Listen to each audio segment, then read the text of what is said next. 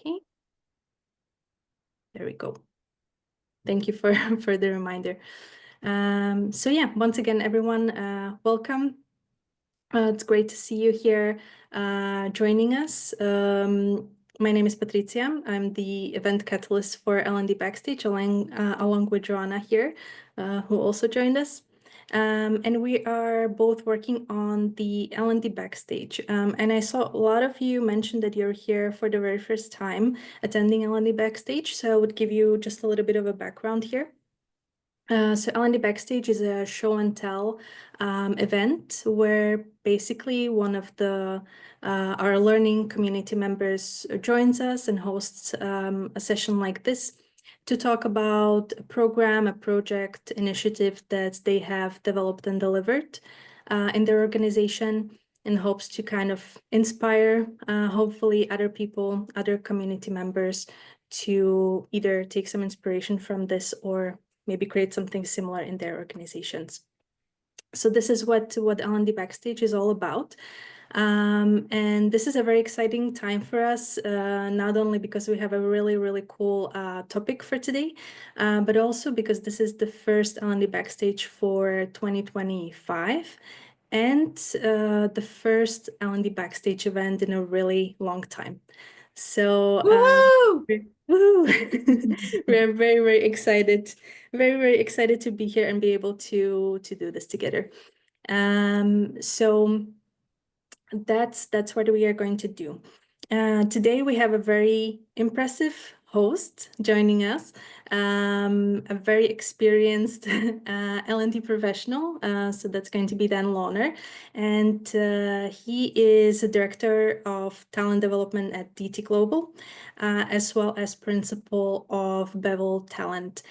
He has a plethora of experience within L&D in different roles, very often working as a department of one or in a very small team, and basically creating experiences and programs from the ground up, from scratch. So very impressive, and we're really lucky to have him today. And the topic for today is going to be his Manager Foundations program, which he has developed and delivered and learned from basically as a department of one at virtually no budget. So very impressive and a really great topic for today. So that would be from my side, and I will hand the mic over to Dan to get started. Patricia, thank you so much for that introduction. And I don't know if I could have introduced myself quite so well. So that is an excellent way to begin. And I will begin by sharing some slides. We're good on the slides? Okay. Yes. So the presentation today, as Patricia mentioned, is the blueprint of better management and crafting the Manager Foundations program at DT Global, specifically as a team of one. And to begin, what I would like to do is tell you about the best manager that I have ever had. And this is Kara. So Kara was the best manager that I had. She was my manager at DT Global. She is extremely warm and funny, always advocating for her people. She's one of the best people that I've ever seen at building team and leading a team. And I knew that she was awesome when I first had my first meeting with her at DT Global. And she structured that meeting so well. When we first met, she told me about her values. She told me about what she expects of her people and of her team. She also disclosed a really important and large personal fact about her to help me know who she was better. The reason that I love doing manager training is because I really believe that your manager is perhaps the most important relationship that you have outside of family and friends. It has a huge impact, not just on your performance at work, but in your satisfaction in life. So I told you about my best manager. I could also tell you about a bad manager that I've had who I actually quit an organization to get away from her. So this is real, and this is why I care about managers and building the skill of managers. What I like to do briefly is just ask folks if they can tell me in just a couple of words the best manager that they've ever had, what made them great. I just want to see what comes through from you all.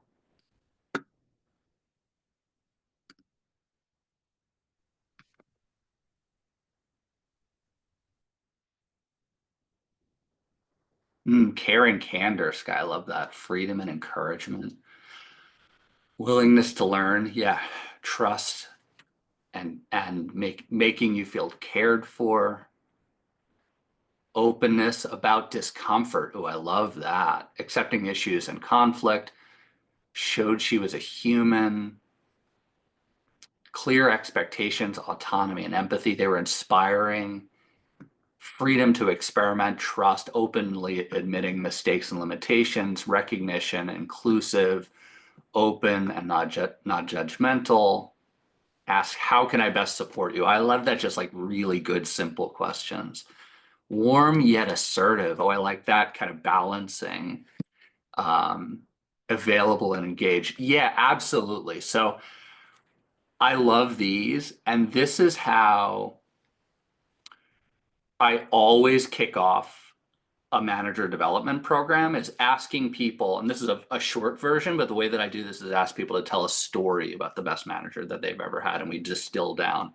And what I found is that you actually find a similar blueprint, regardless of the organization, regardless of the career phase. The same things keep coming up.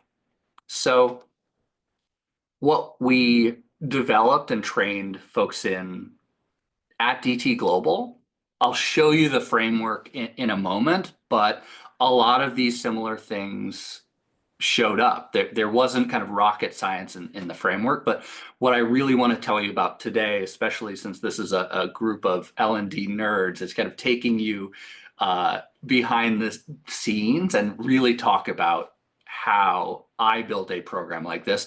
And specifically, I was the team of one at DT Global US, and our budget had gotten cut the right before I came, so I didn't have a lot of discretionary budget for vendors and things like that. So that's really where I want to take you today.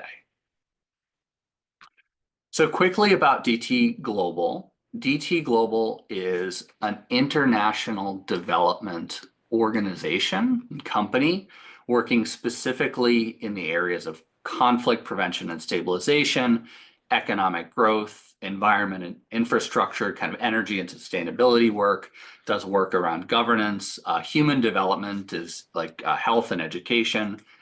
And DT Global is the largest implementing partner for the Australian government, their development arm, and was one of the largest implementers for USAID, the U.S. Agency for International Development.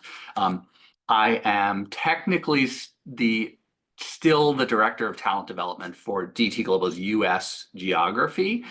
But as I imagine many of you know, the U.S. Agency for International Development, who was our prime client, was shut down by the current administration. Our contracts canceled, and I was furloughed along with nearly all of my colleagues. So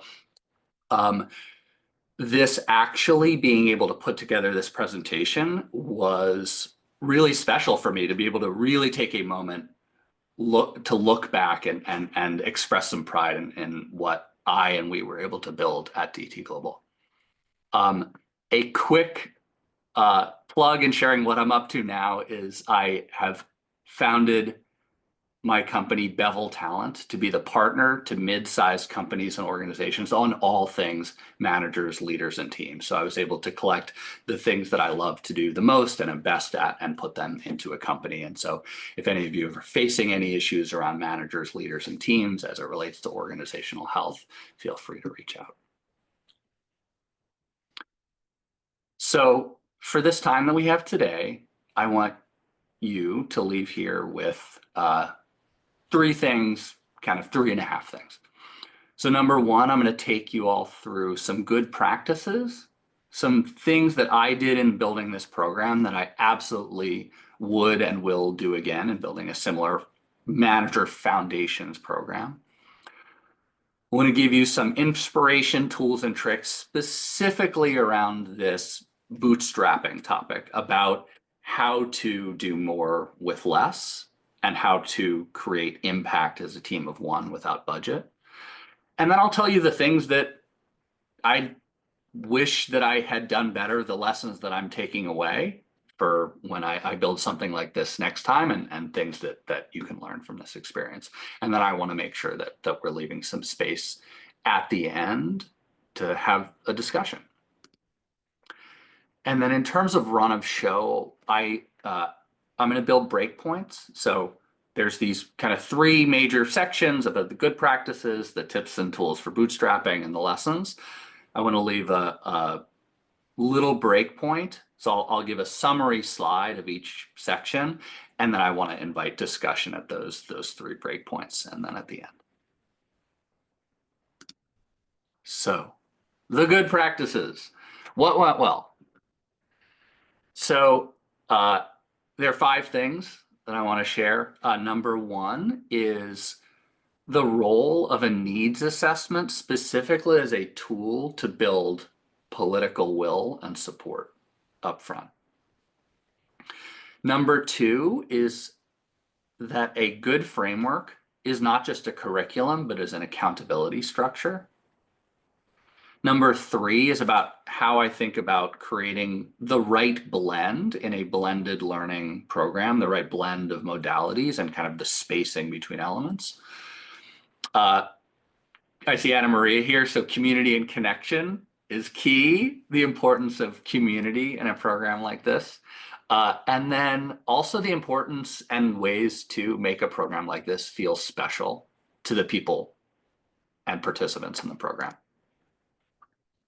So good practice number 1, a systematic, inclusive, and well-communicated needs assessment doesn't just tell you what the need is, but using that right can be a really powerful tool to gain and sustain buy-in, attention, and political will. So what I did when I started at DT Global, I very specifically asked for 90 days. I said, I need 90 days because I came into the organization and everyone said, Dan, we're so glad you're here. We've been waiting for the talent development guy. And I have this need and this need and this. So to be able to create some space and actually run a really systematic listening process, to be able to synthesize that back out, to be able to put that into a vision. So not just say, okay, I heard what you need, here's what I'm going to do first, but to really craft a strategy and a vision. Then what that initial priority is, if you do that way and say, here's the most important thing I've heard, here's the bigger picture vision that it sits in, you're able to create a lot of support, goodwill, and attention around supporting that first initiative. So specifically, this managers and leaders part sat under a 3-year vision that we were looking to make DT Global the best place to work in our sector because it's the best place to grow. And this, I trained people on this statement. I made sure that our CEO, our president, our VP for HR was saying, DT Global is the best place to work in our sector because it's the best place to grow. And then the whole Manager Foundations program sat under that. It was like managers are there to help their people grow. Managers are there to facilitate this vision that DT Global was going to be the best place to work in the international development sector because it's the best place to grow. And then underneath this, in that needs assessment, which was it was a survey and a listening tour. So it was pretty straightforward, survey for everybody, in-depth survey, and then asked people if they wanted to be part of focus groups and did some interviews and then reported it all back out. Manager skills came out at the top of what people were hungry for. Specifically, out of all the statements that people were rating their agreement with, they said DT Global it has not provided me sufficient support as a manager. Managers are saying this. And then when asked to prioritize interventions, management and leadership development was listed at the top. And then this is just an illustrative quote. People were saying your success as an individual and an ability to progress within DT Global is largely dependent on who your manager is. How a manager is able to help you get to the next level is key. So it became sort of about creating equity, that everybody was going to have a manager at a certain level. Next was about the framework. So we built this framework largely from the inputs from this needs assessment. And then also we did another survey just asking people basically the question that I asked you today: what the best manager you ever had? What did they do? Worst manager, what did they do? And then just distilled it and organized it into a memorable framework. And that framework is 5 elements. A great manager manages themselves. They manage the work and tasks. They manage individuals at an interpersonal level. They're a partner and help their people manage their careers. And then they manage the team. And this we kind of called the leadership competency. Manages self was 3 skills around embracing accountability, making good decisions, and managing their own stress and emotions. Tasks was about delegation, prioritization, and staying organized. Individuals was active listening, feedback, and coaching. Careers was about recognizing excellence and potential, facilitating opportunities for growth and mentoring. And manages teams was about articulating a compelling vision, building a healthy, inclusive team, and manages change. And yes, Lauren, we'll share these slides out after in a PDF. So when I mentioned that this was about not just curriculum, but accountability, in the first day of this training, I had what I call the speak now or forever hold your peace moment. So I said, are you willing to be held accountable to these skills and behaviors? If we incorporate this into performance management, if we do a 360, if we ask your team, are you willing to be held accountable for these 5 areas and these 15 behaviors? And then we had a lot of good debate where people actually challenged. So this area around manages careers, this used to be creates opportunities.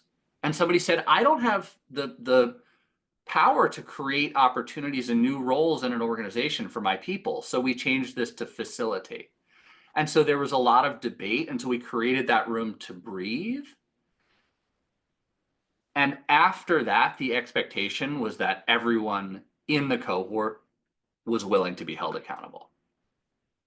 So it's not just a curriculum, but an accountability structure. Next is around the right blend of modalities. And in a blended program, I mean, the best practice in leadership development is have a blended program which blends different modalities.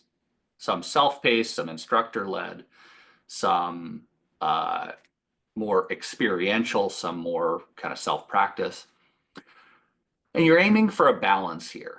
So you're aiming, in my estimation, to balance depth, spaced practice, and reasonableness, kind of not placing unreasonable demands on professionals who are just super busy and under a lot of pressure.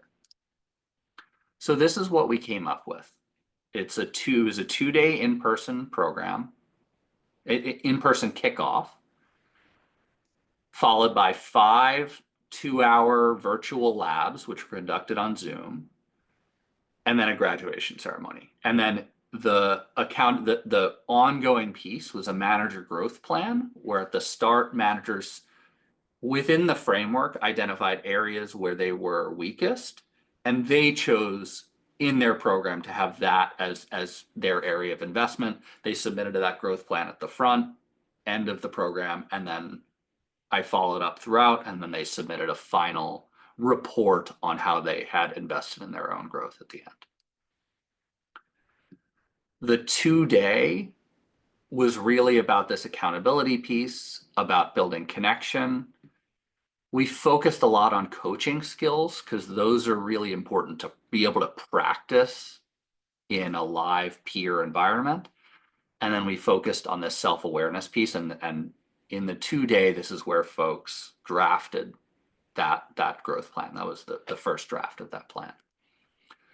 And then this was kind of the structure of the plan. And I mentioned I'll share the slides after. So good practice number 4 was around creating community and connection. Managers have as much or more to learn from each other as from you, and also including across levels. This was very intentionally a program where I had VPs in with new managers in cohorts.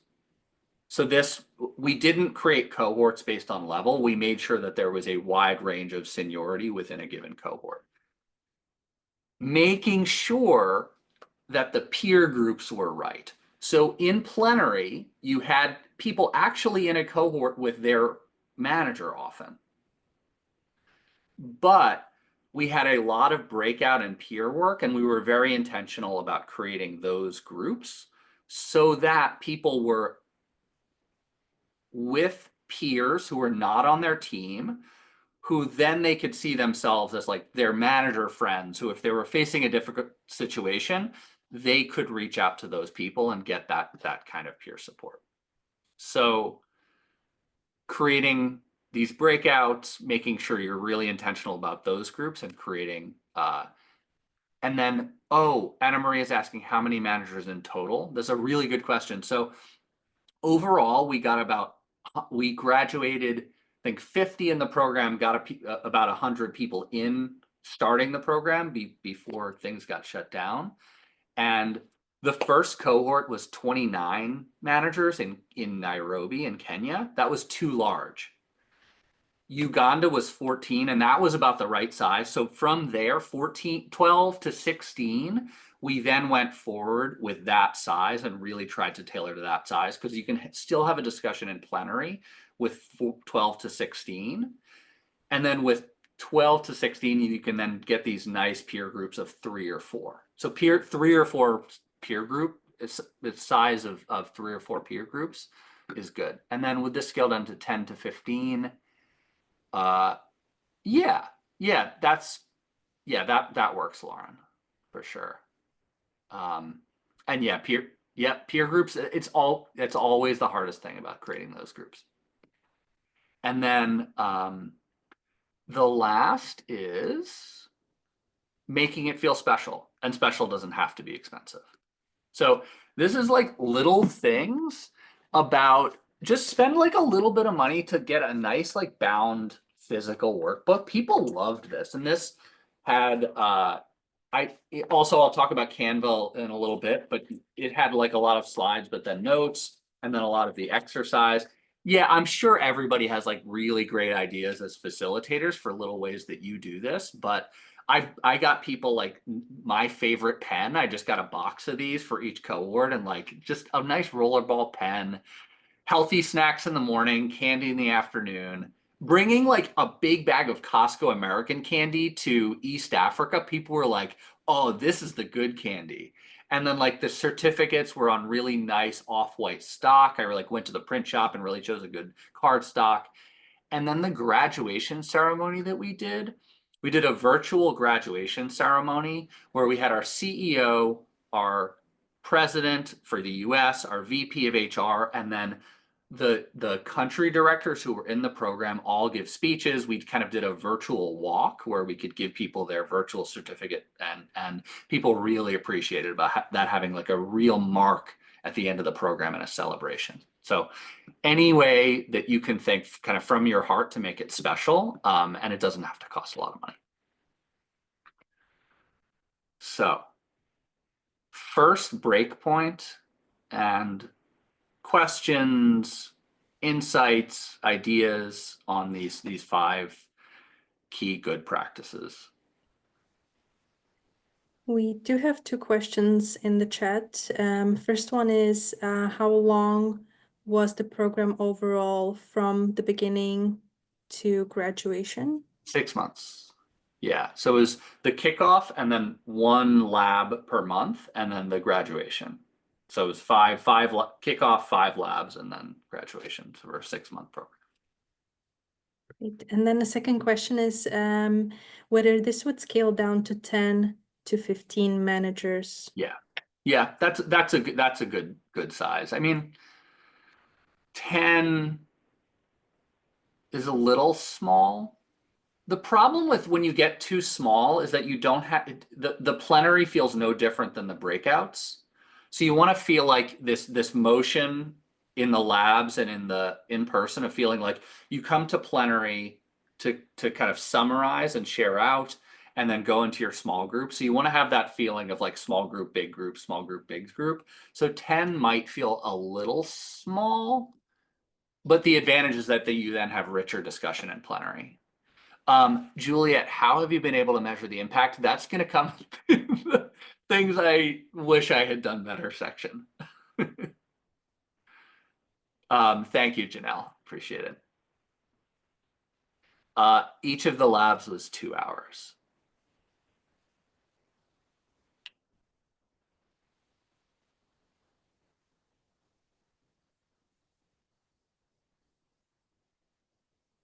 And can I'm gonna go, can you hear me? Please.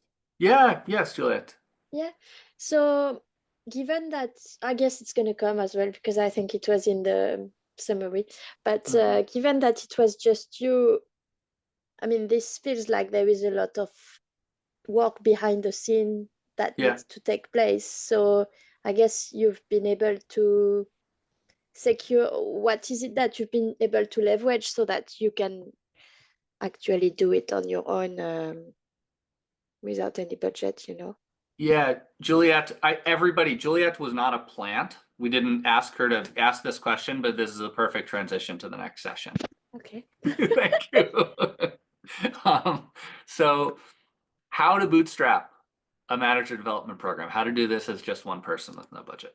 So 5 tips. 1 is establish a champions group. 2 is always have a co-facilitator. 3, 4, and 5 get into tools, like specific technology that was able to help me amplify my impact. So using AI tools specifically with a projects functionality, which I'll explain in a minute. Canva and Session Lab are just the 2 tools which became indispensable for me and were really helpful in getting me to scale impact. So a champions group.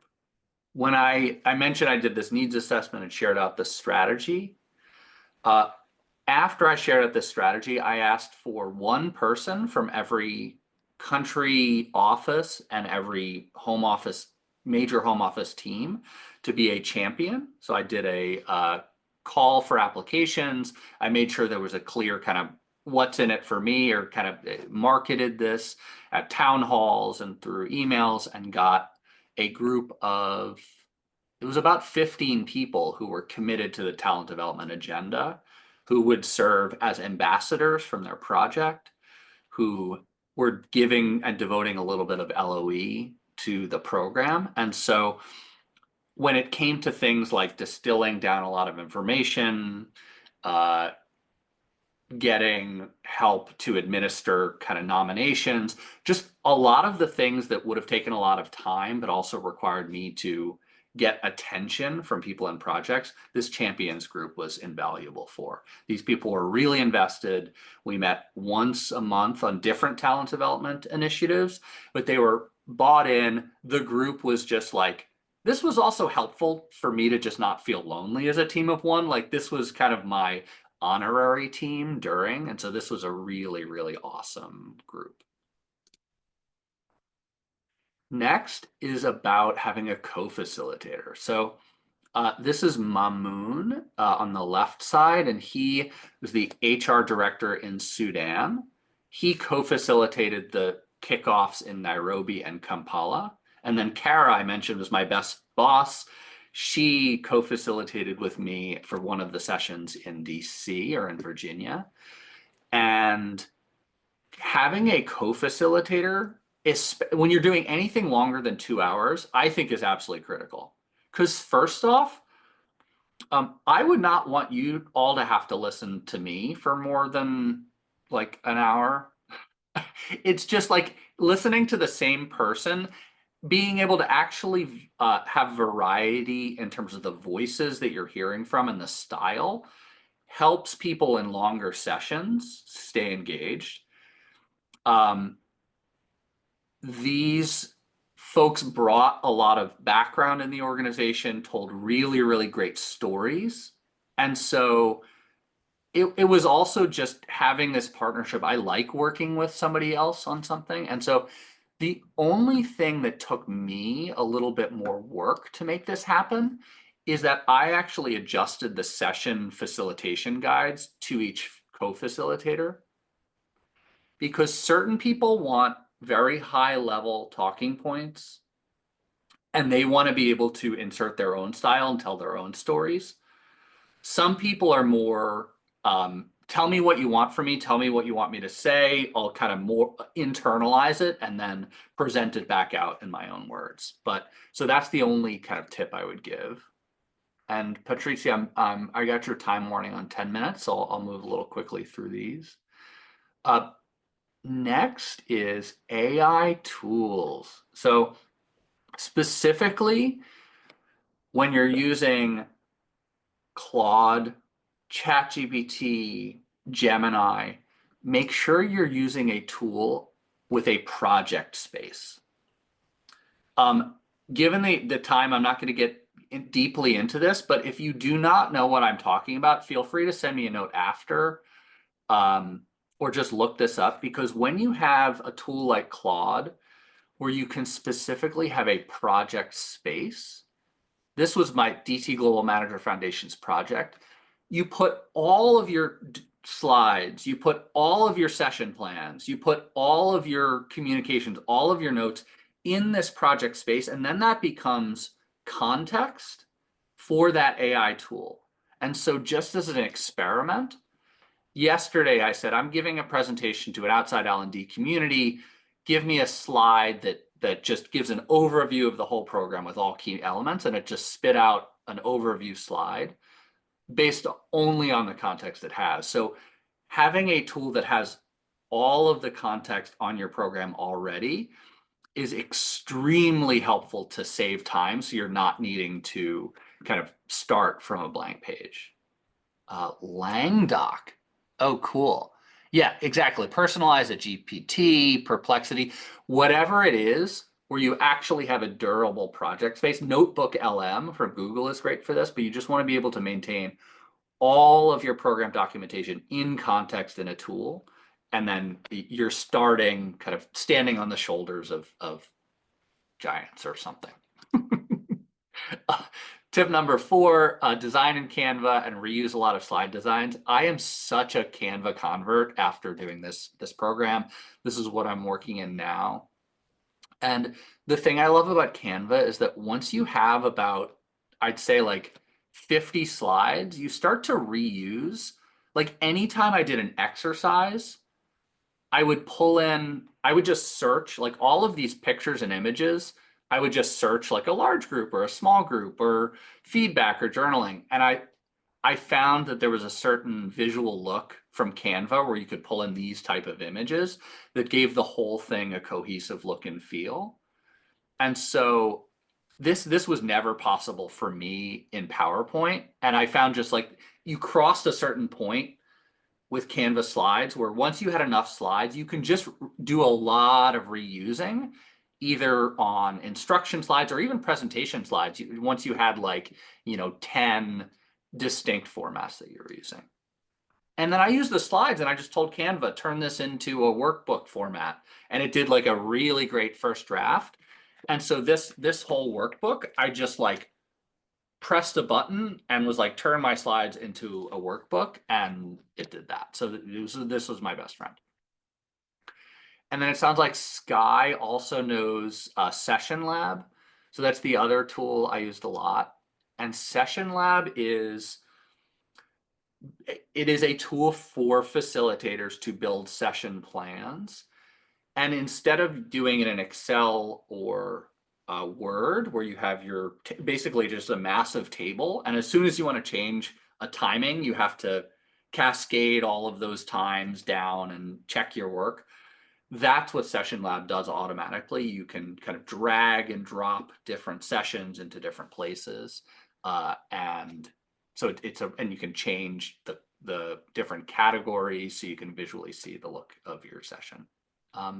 So yeah, those are my bootstrapping tips. Champions group, always have a co-facilitator. And then in terms of toolkit or tech stack, I recommend Claude or anything with projects functionality, Canva, and Session Lab. So if you'll forgive me, I'm not being a good facilitator and I've not managed my time well. So I'm going to get to the lessons learned and quickly, and then leave a bit of time at the end for, especially if, and I'll stay, 5-10 minutes after if folks want to stay. But if folks need to drop, I'll get through the what I had planned. What I would have done differently. Someone asked about measurement. I did not a good job of getting really clear about measurement at the start. So you need to have a measurement like this feels so silly as an L&D professional that I was just struggling with how to get the right measurement in place. We didn't have good business measures I could lean on at kind of that Kirkpatrick level 4. Then I was struggling with how to do a 360, kind of a baseline and endline 360 to preserve the confidentiality of responses, because we had a lot of managers who had like 1 or 2 direct reports, so you couldn't have those direct reports rate the manager and then preserve their anonymity. And so I just kind of gave up. I was just like, we have a start date, let's keep moving and then figure out as we go how we're going to measure whether this is working. This is something that had we kept going, we would have gotten a good handle on, but this is so 101. Do this at the start, spend the time and attention and energy really knowing how you're going to measure, because it's not going to get done right if you do it in the middle. Lesson 2 is about culture. So we were doing the same program with managers in Somalia, Sudan, Kenya, Uganda as we were doing in the US. And there's major cultural differences around hierarchy, around power. And those came up in the sessions, especially in that part where I say, speak now or forever hold your peace. People were like, well, we can't really emphasize so much active listening and coaching and asking people for their opinion because we're expected to be the boss and to have the answer. So how do we navigate that? There's a lot of cultural issues. And if you're doing a global program, figure out what those are up front and make sure you incorporate those into the program, because otherwise you can run into an issue where you don't know whether to say, I respect your culture, do this in a way that's going to be consistent with your cultural environment, or we are DT Global. We are a global organization. We have global values. And so we need you to do this the DT Global way so that the experience of being managed at DT Global across the world is consistent.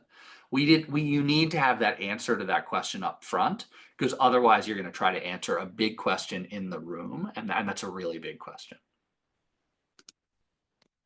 And then the last is around a clear, consistent feedback loop and change log. So little things, we were having conversations, things would come up in sessions, I would ask for feedback, and then I would make little adjustments to the program for subsequent cohorts. But I didn't do this in a really systematic way, and I wish I had had a change log so I could see what exactly did I change when, and what was it in response to. So this was just, this is something I wish that I had had. So this is just a suggestion, kind of having gotten to the end and not built this up. So that's what I would have done differently. Get clear on measurement at the start, be more intentional about culture, and build a feedback process and change log. So we have 2 minutes in our official time. I'll stay on for a little bit longer. So yeah, over to you, my friends. What questions, insights, feedback, suggestions, or anything else do you have? I see from Lauren, tips for working with a co-facilitator for those of us who are kind of control freaks and have trouble letting go. Yeah, that is, so spending time with your co-facilitator ahead of time, being really clear about expectations and knowing their style, like listening to them and knowing what their style is, because if a co-facilitator is forced to be unnatural, to behave in a way that is unnatural to them in front of a group, it is not going to land. So you need to strike that balance to say, my preference is for things, here are the things that I want you to do and I want to have control over. Does that work for you? Where is that going to be challenging? So it's a conversation that needs to happen. So that's, Lauren, what I would say, the tip that I would give. And for those of you who need to take off, I really appreciate you being here. So thank you. Can I ask a question? Thank you for sharing. It's amazing. Yes, certainly. I mean, Canva, I've never used it, but I thought it was something to manage projects. So I wonder if maybe you can tell me a bit more about this one. And also the AI, I didn't have time to write notes on that, but like the number of tools that will be helpful to use, looks like there are a number of them. And the last thing is, I was actually in a call with my manager earlier, who is having a nightmare because she's organizing a leadership course with a 360, and she's actually having to work with the vendor we're working with and trying to figure out how it can be anonymized. But because at the moment what they're proposing, there is no anonymity, and she's like, it's a nightmare. I can't believe they don't. So she's having a nightmare having to manage those conversations when things needs to move quickly. So I get your point. Good to do it up front. It is hard. Don't abandon it. Figure out what is the next best, like figure out what is the next best thing. The next best thing could be, make sure that, like, have the HR leader responsible for that manager have one-to-one conversation. Like, it can be done through conversation. That creates a lot of work. It is hard to do, to gather that feedback, but you need to be able to measure a program at least at that level 3 to see if there's that skills transfer. And I just said, I can't figure this out. Like, let's just go and do the program. That, like, don't you just power through it and figure out the next best thing. But I don't know if have you shared something in the chat, and Anna Maria, about the AI tools and Canva. This is awesome. Thank you. It's about co-facilitation. It's a playbook. It has a lot of activities and things that you can do with someone you're co-facilitating. I think it's worth, if you're working with the same person longer, like not for a 2-hour workshop one time, whatever. But like if you want to strengthen that relationship, it's very practical. So that way, it's Romy and Maria. They've done a great job there. Yeah, this is wonderful. And then the AI tool that I use is Claude. Claude is my tool of choice. Like CLOUD. CLAUDE, Claude. Yeah, the project functionality comes with their pro, so it's like a $20 a month subscription, but it is beyond worth it. I use it for everything, including like vibe coding apps for fun. Amazing. Yeah. Well done. Thank you. Vidya? Yes, that's correct. Can you hear me?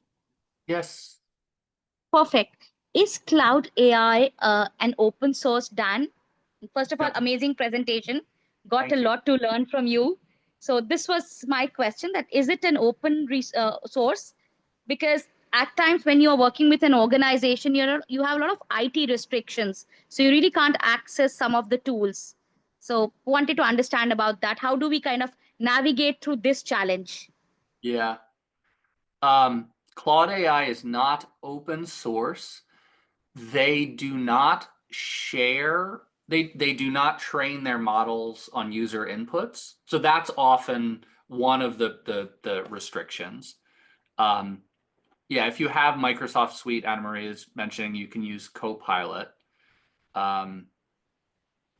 Yeah, I mean, this is a whole other conversation, but if your organization, somebody needs, whatever organization you're in, if they're still in this place of, we need to tightly control all AI because of risk, the biggest risk organizations are facing right now is not actually incorporating AI into the way that people work. Like that's not where we were a year ago, but that's where we are now. So lobby on that point for your IT team.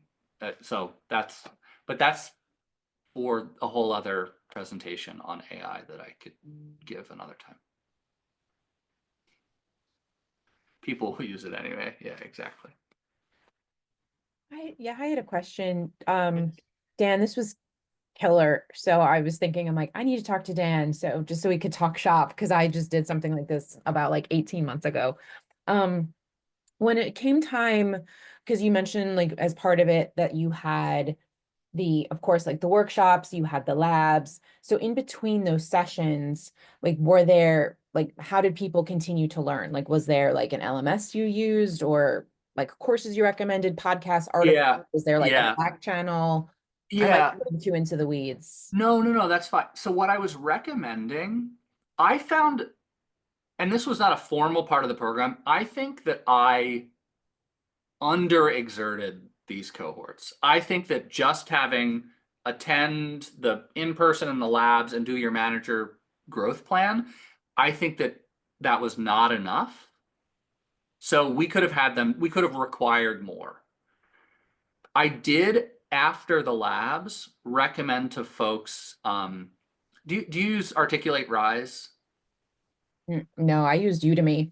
Okay, so if you use Articulate Rise for authoring, they now have a catalog called Real Content, which is just their off-the-shelf courses. So if you're already using Articulate, Storyline, or Rise, you can just download all of these on SCORM and publish them to your LMS, and the quality is like quite good. And it's like all really obvious stuff, like how to give feedback and how to coach and how to delegate and how to prioritize. So it's like those people really appreciated those, and I was quite surprised because I hate a lot of e-learn. Like a lot of it is so bad, and this consistently I was like, oh, this is all right. And so people who wanted to, especially to if they were like, I need help giving feedback, that's part of my growth plan. I would just send them that course and then follow up on that. So that was the main thing that I used. Okay. And then and the other thing is that any framework, book, topic, I had a big Excel sheet and I would just drop YouTube summaries, so I had a big resource guide for people who wanted to learn more that I was constantly updating, but it was all kind of optional. It's also, because it's funny, I'm smiling because I often get feedback that I get too into the weeds, and just hearing you describe this, I'm like, oh my God, I'm so in the weeds. Because I had like 20 hours of coursework they had to complete. Like, I think I was like the opposite of you, where I was told I was giving them too much. You and I, let's find time and figure out like what is the middle that Seriously, I feel like our powers combined. Exactly. This would be like chef's kiss. There you go. I think we just one. Sorry, Patricia, I know that we have to go, but I have one question that what were the ambassadors doing? What were they doing? Like, how were they ambassadoring for the program? So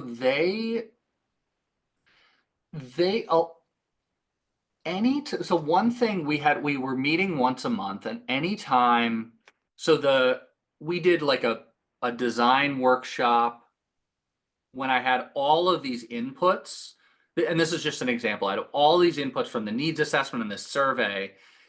And so we did a 2-hour design workshop where I just had representatives from across the organization saying, help me distill this and connect this to what your teams are facing to make sure. So it's like taking a lot of data and distilling it down and then coming to those key skills. So the framework, that kind of 5 buckets, was me. I did that after, but like those 15 skills, a lot of that got distilled down from a workshop with that group. Like So a lot of it, co-creation, so that they're involved in the design of the program. Yeah. Yeah. So Cool. it was a lot of that. It was, we had a newsletter, just a talent development newsletter, and like I had volunteers each time to take the lead on the newsletter. That it was a lot of two-way communication. So they were making sure that everyone on their team knew when nominations were open for the program, but they were also gathering feedback of like, oh, you know, we could use more this kind of course on the LMS. So it was not just for the manager foundations program, but a talent development group. Yeah. There was a lot of. That's really cool if you don't co-creation. have L&D business partners in the set functions or teams, and especially if you're around the world. I think that's really smart. Yeah, thanks. Yeah. Thank you, Dan. Thank you. I just wanted to say we missed one question from Uma. So she's asking if you have any other tips or tricks to provoke a challenging opinion similar to the Speak Now tip that you mentioned before. I'm thinking about this a lot because I'm facilitating a session with a client on Monday about building trust and psychological safety.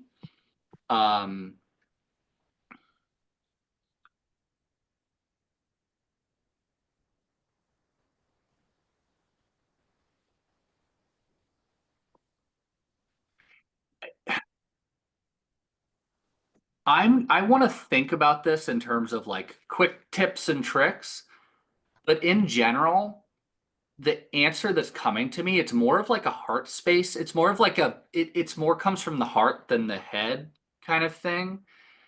That even creating space for silence, like meaningful pauses, allow people to think about, okay, is this something I want to share, and give people a little bit of space. So I think silence is really helpful. Letting the space breathe a little bit. There's, as a facilitator, there's certain ways in which I think I'm very intentional to make the space less formal.